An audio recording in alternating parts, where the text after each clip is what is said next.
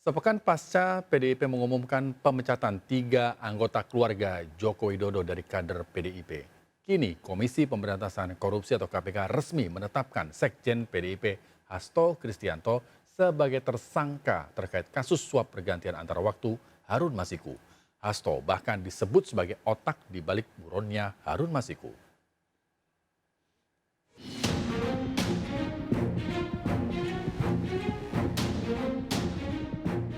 KPK menetapkan Sekjen PDIP Hasto Kristianto sebagai tersangka kasus suap pergantian antara waktu Harun Masiku. Ketua Komisi Pemberantasan Korupsi Setio Budianto dalam konversinya juga menyebut Hasto secara aktif melakukan upaya menggagalkan Rizky Aprilia sebagai caleg DPR terpilih tahun 2019 menggantikan Nazarudin Kemas yang meninggal dengan suara 44.402. Hasto bahkan disebut membuat rencana agar posisi Nazarudin bisa digantikan Harun Masiku yang hanya memperoleh 5.878 suara. Termasuk melakukan penyuapan pada Wahyu Setiawan yang saat itu berstatus sebagai komisioner KPU. Usai melakukan penyidikan, KPK pun resmi mengumumkan Hasto terlibat kasus tindak pidana korupsi memberi hadiah atau janji kepada pegawai negeri atau penyelenggara negara, yaitu Wahyu Setiawan, anggota KPU periode 2017-2022. Hasto bahkan diduga sebagai otak di balik buronnya Harun Masiku.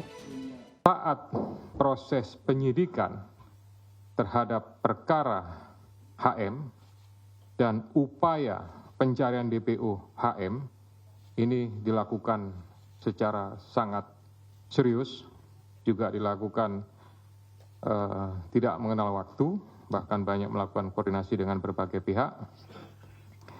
Penyidik menemukan adanya bukti keterlibatan saudara HK yang bersangkutan selaku Sekjen PDI Perjuangan.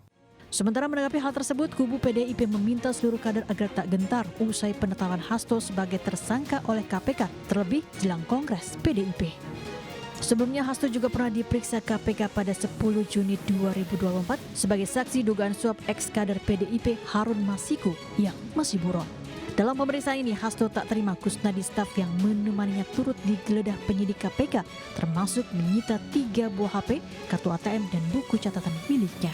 Hasto kini dijerat pasal 5 ayat 1 Undang-Undang Nomor 31 Tahun 1999 dan pasal 12 Undang-Undang Nomor 13 Tahun 2019 tentang tindak pidana korupsi dan pasal 5 tentang perintangan penyidikan. Tim Liputan iNews melaporkan.